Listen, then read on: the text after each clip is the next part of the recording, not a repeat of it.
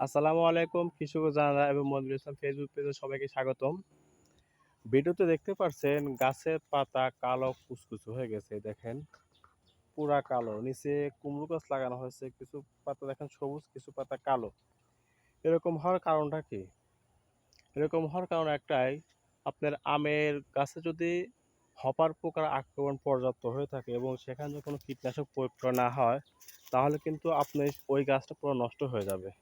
এই যে দেখেন হপার পোকা কি অবস্থা করছে, আম গাছ তো নষ্ট করেছে, প্লাস আপনার নিচের দিক দিয়ে কুমড়ো গাছ ছিল, কুমড়ো গাছগুলো নষ্ট করে ফেলছে।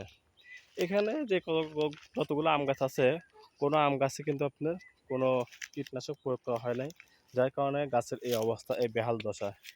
দেখেন এখানে কিন্তু একটা মাদ্দা ডাই দেখা যাচ্ছে, কালো ডাই, এবং হপার পোকাও আছে।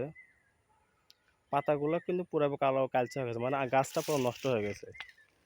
তো যদি আপনি নিজে ফসলটা যদি সুন্দরভাবে গাছটা মানে পরিপাট করতে না পারেন, তাহলে কিন্তু জমিতে কখনো ফসল ভালো পাওয়া যাবে না।